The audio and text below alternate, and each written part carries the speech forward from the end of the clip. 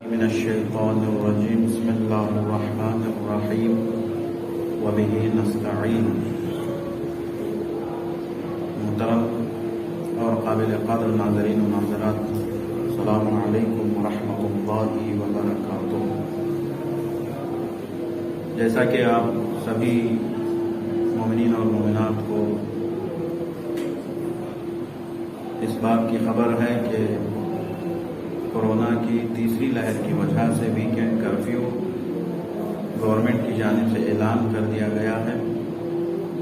لہذا یہ class on line class کے عنوان سے آپ کی خدمت میں اور دینیات کے بچوں کی خدمت میں پیش کی جا رہی ہے۔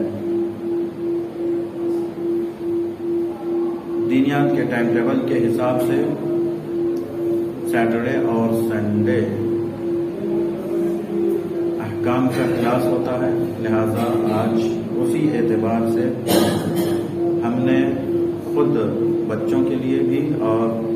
مومنین کی درخواست اور مومنین کے سوالات کے حساب سے جس عنوان کا انتخاب کیا ہے وہ تسبیحات اربعہ۔ عربی میں اربعہ کے معنی چار کے ہوتے ہیں،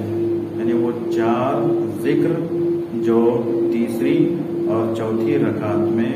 ادا کیے جاتے ہیں۔ تو سب سے پہلے میں ایک بار ذکر کر دوں تسبیحات اربعہ کہ سبحان اللہ والحمد للہ ولا الہ الا اللہ واللہ اکبر۔ یہ ذکر جسے تسبیحات اربعہ کہا جاتا ہے، اور یہ بورڈ میں انگلش لیٹر میں رومان انگلش میں بھی اس کو لکھا گیا ہے، آپ انشاءاللہ ملاحظہ کریں گے۔ میں اس کا ترجمہ مختصر آپ کی خدمت میں بیان کر دوں کہ سبحان اللہ یعنی اللہ پاک و پاکیزہ ہے، ہر عیب اور نقص سے پاک ہے۔ والحمدللہ، اور تمام تعریفیں تمام حمد صرف اللہ کے لیے ہے۔ ولا الہ الا اللہ، یعنی سوائے اللہ کے کوئی اور معبود نہیں ہے۔ واللہ اکبر، اللہ سب سے بڑا ہے، یعنی اللہ ہر تعریف اور وصف سے بزرگ اور بالا ہے۔ یہ مختصر ترجمہ آپ کے سامنے پیش کیا گیا۔ اس کے مختصر احکام یہ کہ تسبیحات اربعہ جو چار ذکر ہم نے آپ کے سامنے پیش کیے، اس کا ایک مرتبہ بھی پڑھ لینا کافی ہے۔ ایک مرتبہ بھی پڑھ لینے سے نماز مکمل ہے اور نماز صحیح ہے، گرچہ 3 مرتبہ اس تسبیحات اربعہ کا پڑھنا بہت زیادہ ثواب کا حامل ہے۔ اور ایک مسئلہ اس حوالے سے یہ کہ اگر وقت تنگ ہو اتنا کہ اگر ہم ظہر اور عصر دونوں کی نماز میں 3 مرتبہ اسے پڑھیں گے تو کافی وقت لگ جائے گا اور نماز ہماری قضا ہو سکتی ہے۔ جب اس بات کا خوف ہو کہ 3 مرتبہ پڑھنے سے ہماری نماز میں خلل واقع ہو سکتا ہے، قضا ہو سکتی ہے، تو ایسی صورت میں اکثر فقہا اور مراجع یہی کہتے ہیں کہ ایک ہی مرتبہ پڑھنا واجب ہے۔ اور تسبیحات اربعہ کے حوالے سے ایک بات یہ بھی ہے، ایک مسئلہ یہ بھی ہے کہ تسبیحات اربعہ کا ذکر چاہے مرد ہو یا کوئی عورت اور خاتون ہو، ان کے لیے آہستہ ہی پڑھنا ضروری ہے۔ تسبیحات اربعہ کو بلند آواز سے ادا نہیں کیا جا سکتا، اسے خفی طور پر ہی، جیسے میں مثال کے طور پر بچوں کو سمجھانے کے لیے کہوں تو سبحان اللہ والحمدللہ ولا الہ الا اللہ، اس انداز میں ہمیں تیسری اور چوتھی رکعت میں تسبیحات اربعہ کو ادا کرنا ہے۔ اور ایک بات اس حوالے سے یہ کہ اگر کسی کو یہ ذکر، یہ تسبیحات اربعہ یاد نہیں ہے تو پھر وہ تیسری اور چوتھی رکعت میں سورہ حمد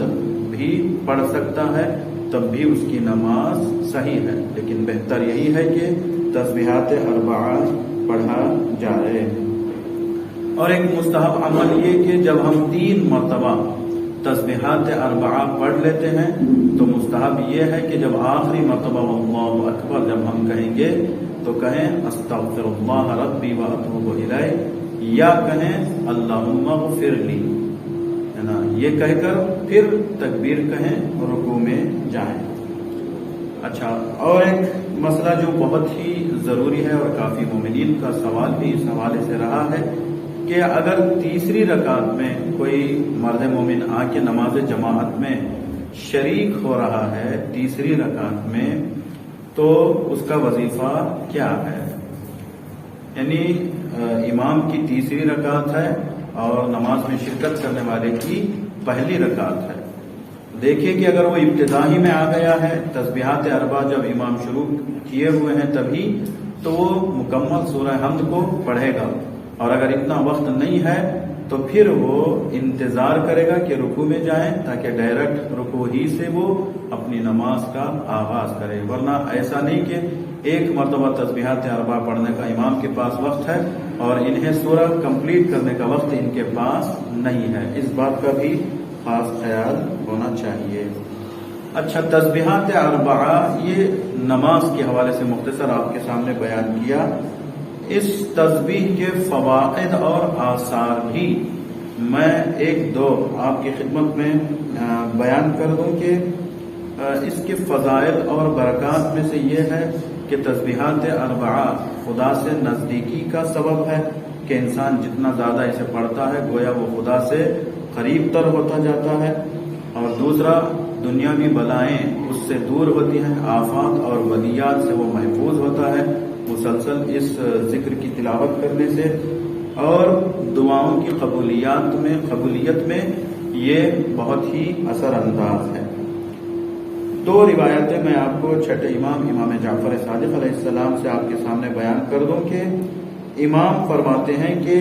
نماز مکمل ہونے کے بعد مصلی پر بیٹھ کر ہی اگر کوئی مرد مومن 30 مرتبہ یہ تسبیحات اربعہ پڑھتا ہے، یعنی چاروں ذکر سبحان اللہ والحمد للہ ولا الہ الا اللہ واللہ اکبر، تو اس کا فائدہ یہ ہوگا کہ وہ غرق ہونے سے محفوظ رہے گا، وہ جل کے مرنے سے محفوظ رہے گا، اور درندے جانور جو کبھی حملہ کر کے کھا جاتے ہیں تو درندوں کے حملے سے بھی وہ محفوظ رہے گا، اور اس کی روح جب قبض ہوگی تو نہایت ہی آسانی سے اس کی روح قبض ہوگی۔ اسی طریقے سے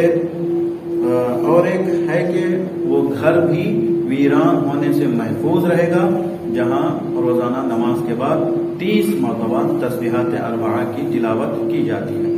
یہ ایک روایت ہے، اور ایک روایت ہے یہ بھی چھٹے امام جعفر صادق علیہ السلام سے ہے کہ تعقیبات نماز کے طور پر، یعنی نماز کے بعد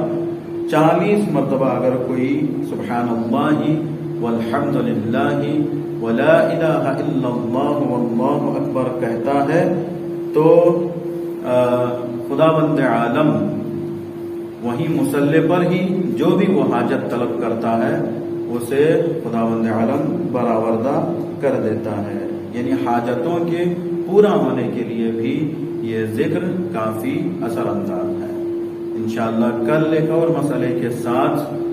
آپ کی خدمت میں حاضر ہوں گے۔ ناظرین اور ناظرات سے گزارش ہے اگر تسبیحات اربعہ کے حوالے سے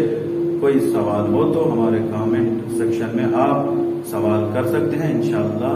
اگلے مراحل میں اس کا جواب دینے کی کوشش کی جائے گی۔ والسلام علیکم ورحمۃ اللہ وبرکاتہ۔ سبحان اللہ والحمد للہ